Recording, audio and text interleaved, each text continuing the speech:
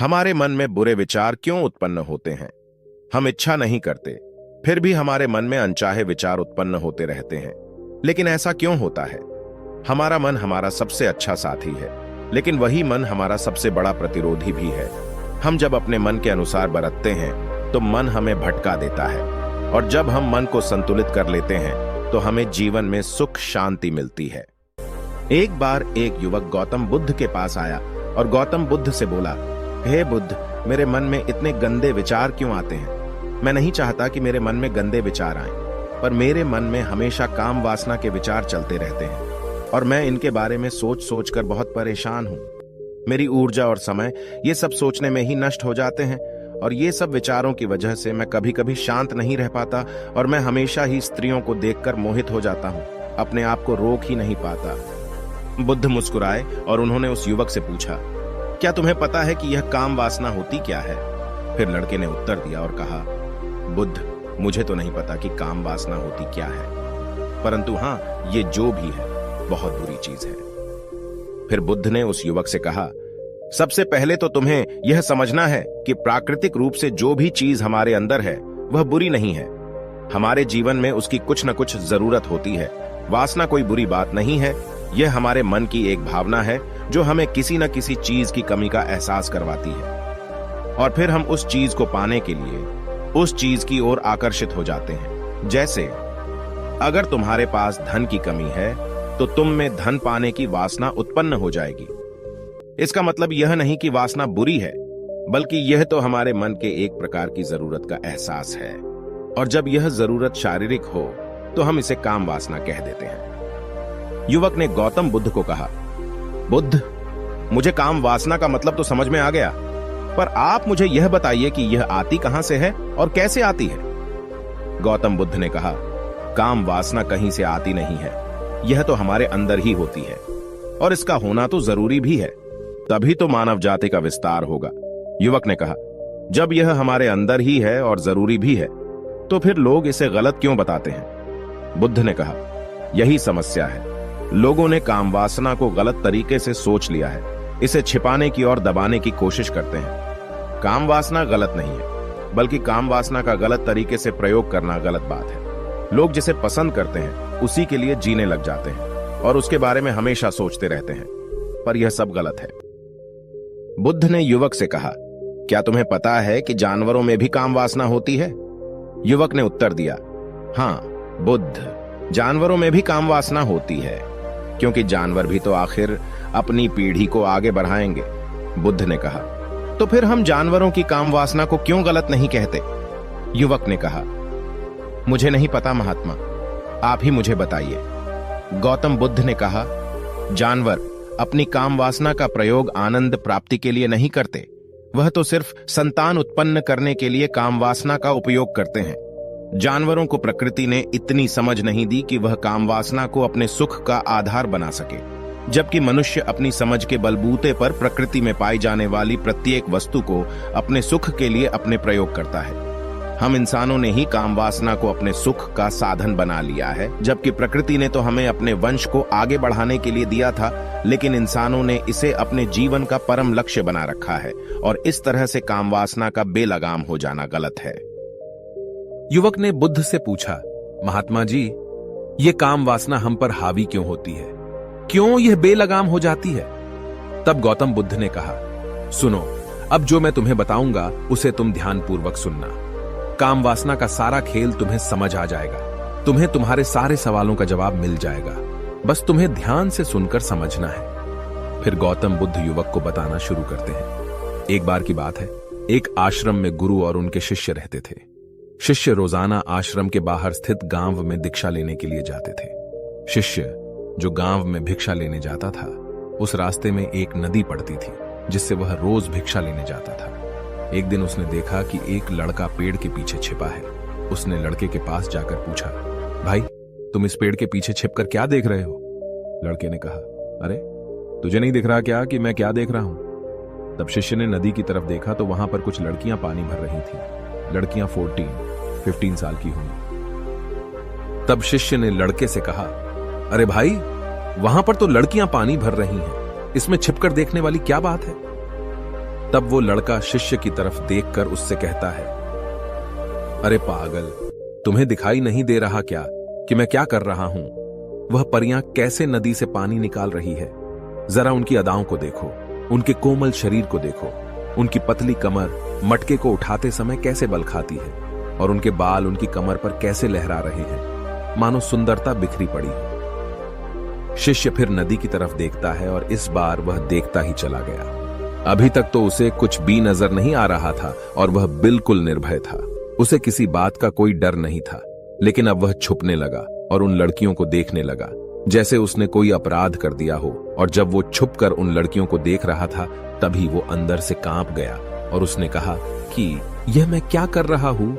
मैं जो भी कर रहा हूं वह सही नहीं है। मुझे यहां से चले जाना चाहिए। और फिर वह जल्दी से वह से चला जाता है। फिर वह आश्रम पहुंच जाता है। आश्रम जाकर वह अपने कार्यों में लग गया, लेकिन जो अभी वह देख कर आया था वही उसकी आंखों के सामने बार बार आ रहा था। उसके मन में वही दृश्य चल रहा था। उसका मन वही सब कुछ देखने के लिए ललचा रहा था। उसका किसी भी काम में मन नहीं लग रहा था। सुबह होते ही वह रोज भिक्षा के लिए आश्रम से जल्दी निकल जाता और नदी के पास वाले पेड़ के पास जाता, जहां वह लड़का पहले से मौजूद रहता था। उसके साथ मिलकर लड़कियों को छुपकर देखता था। अब वह रोज ऐसा करने लग गया। उसका मन अब किसी भी काम में नहीं लगता था। वह हमेशा किसी न किसी प्रकार के विचारों में उलझा रहता था। वह आश्रम के कार्यों को भी ठीक ढंग से नहीं कर पा रहा था। न वह ठीक से सो पाता था और न ठीक से खाना खा पाता था। उसका मन बेचैन सा रहता था। उसका मन बार बार उन लड़कियों के सौंदर्य को देखने के लिए ललचाता था। जब गुरु भिक्षा देते तब भी उसका मन कहीं और विचारों में खोया रहता था। गुरु ने अपने शिष्य की इन हरकतों को देखा। तब एक दिन गुरु ने शिष्य को अपने पास बुलाया और कहा, आज से मैं भी तुम्हारे साथ भिक्षा मांगने चलूंगा। तुम और मैं साथ साथ भिक्षा मांगने चलेंगे। तभी शिष्य ने गुरु को मना करते हुए बोला, नहीं गुरुदेव, आप परेशान क्यों हो रहे हो?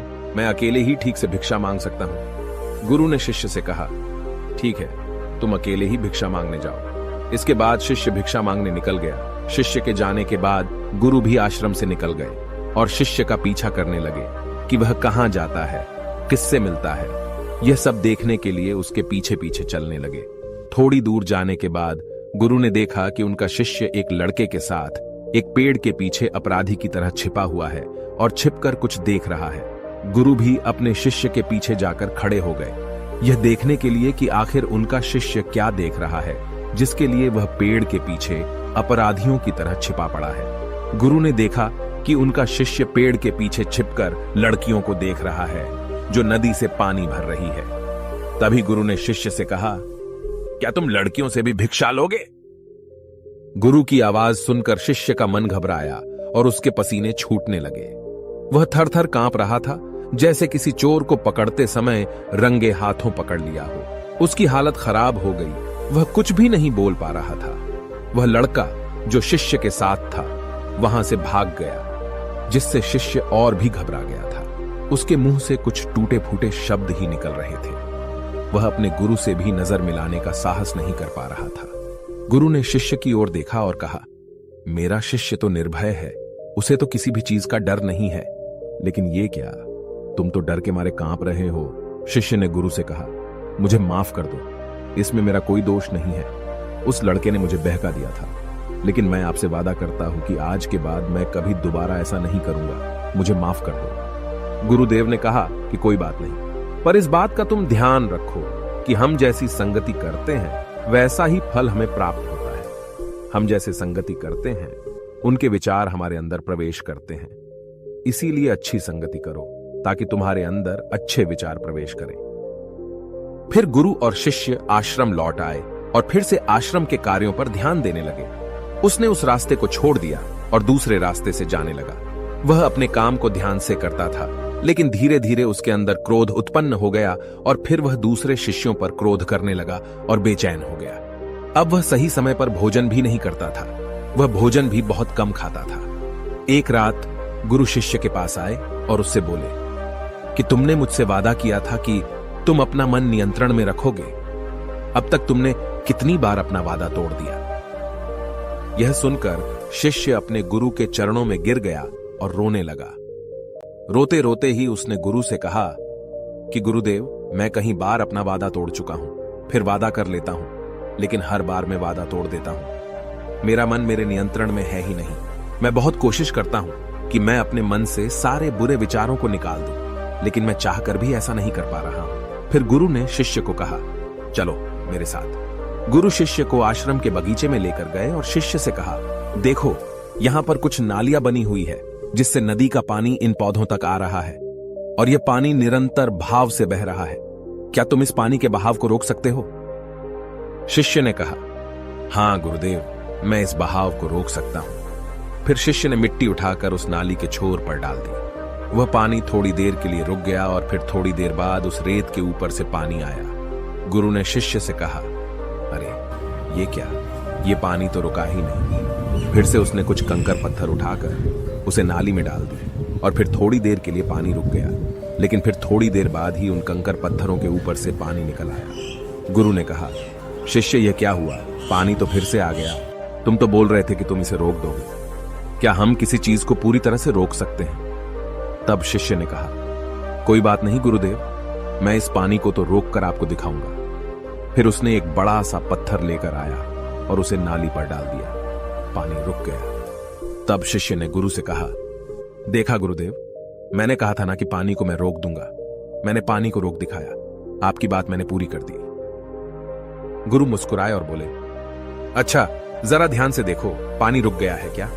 वो तो पीछे की नाली तोड़कर बाहर आ गया और अगल बगल से बह रहा है। और ध्यान से देखो, इस पत्थर के आगे भी आ गया और यह पानी अपना रास्ता बदलकर फिर से आगे की तरफ बह जाएगा। फिर थोड़ी देर बाद ऐसा ही हुआ। फिर गुरु ने शिष्य को समझाया, तुम्हारे साथ भी तो ऐसा ही चल रहा है। तुम बार बार प्रयास कर रहे हो, बड़े से बड़ा प्रयास कर रहे हो, पर हर बार तुम्हारा प्रयास टूट रहा है और यह हमेशा टूटता ही रहेगा। यह पत्थर तुम्हारा प्रयास है और यह पानी तुम्हारे विचार। तुम कितना भी बड़ा पत्थर रख लो, लेकिन पानी तो अपना रास्ता बना ही लेगा। यह देखकर शिष्य ने पूछा, हे गुरुदेव, क्या कोई तरीका नहीं है जिससे मैं गंदे विचारों से बाहर निकल सकूं? गुरु ने कहा, एक तरीका है। यह पानी जिस नदी से आ रहा है, तुम वहां से इस पानी का रास्ता ही बदल सकते हो। गुरु शिष्य को एक नदी के पास ले गए जहां से उस बगीचे में पानी आ रहा था। गुरु ने शिष्य से कहा, वो पानी इसी नदी से जा रहा है।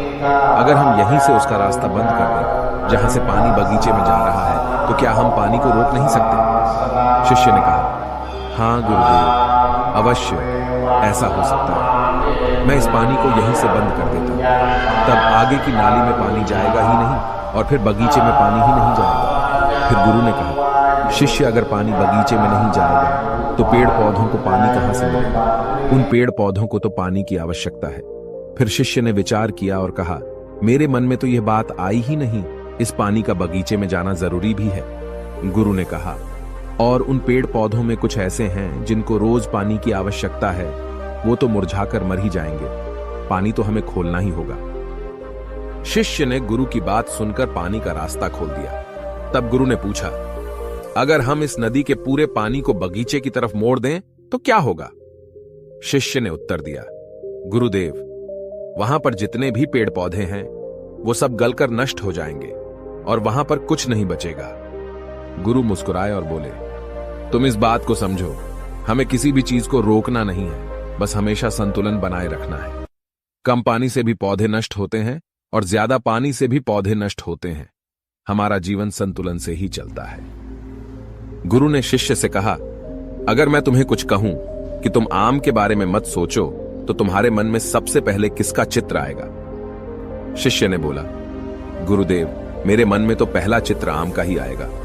गुरु ने कहा, जब हम गंदे विचारों को जबरदस्ती रोकने का प्रयास करते हैं तो वे और भी मजबूती से हमारे अंदर प्रवेश करते हैं। इसीलिए हमें उन्हें कभी भी दबाने की कोशिश नहीं करनी चाहिए। फिर गुरु ने शिष्य को कहा, हमारे गंदे विचार बुरे लोगों की संगति करने की वजह से भी आते हैं।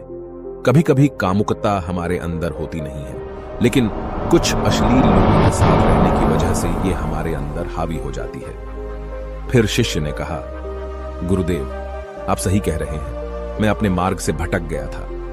फिर वह शिष्य उस रात बहुत ही चैन की नींद सोया। सुबह अपने कार्यों को पूरे मन से किया और फिर सुबह वह भिक्षा लेने के लिए उसी रास्ते से गया। जहां वह लड़का आज भी पेड़ के पीछे छुपकर उन लड़कियों को देख रहा था।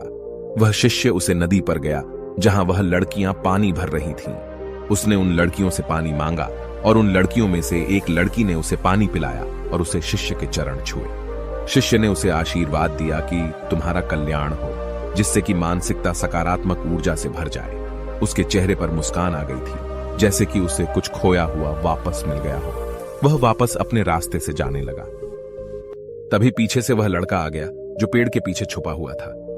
वह शिष्य के पास आया और बोला, क्या बात है, आज तो तुमने नजदीक से दर्शन कर लिए, तुम तो मुझसे भी आगे निकले।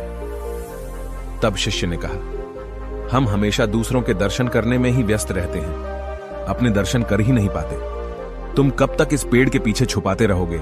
किसी को पसंद कर लो, उसे बोल दो। अगर वो भी तुम्हें पसंद करती है तो शादी कर लो और उससे पहले तुम कुछ बन जाओ। अपने आप को पहचान लो, ऐसे अपना समय बर्बाद मत करो। फिर वह लड़का रोज उस शिष्य से मिलने लगा और उसने लड़के को नदी पर न जाने के लिए प्रेरित किया। और फिर वह लड़का अपने जीवन में कुछ बनने के लिए संघर्ष करने लगा। तो तुमने देखा कि संगति का असर क्या होता है। अपनी संगति बदलो, अपने विचार बदलो। गुरु ने शिष्य से पूछा, क्या तुम्हें अपने सभी सवालों का उत्तर मिल गया? तब शिष्य ने कहा, हाँ महात्मा जी, आपका धन्यवाद।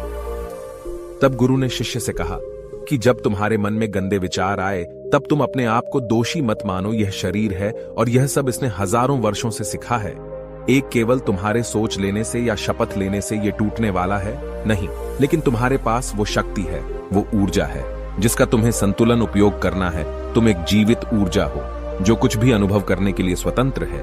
इसीलिए तुम अपने आप को पहचानो। इस कहानी से हमें यह सीखने को मिलता है कि हमारे विचार कितने महत्वपूर्ण हो सकते हैं। हमारे भविष्य का निर्माण केवल हमारे विचारों के माध्यम से ही होता है। हमें सकारात्मक विचारों को अपनाना चाहिए, जिससे हमारा दिमाग पूरी ताकत के साथ सही दिशा में आगे बढ़े।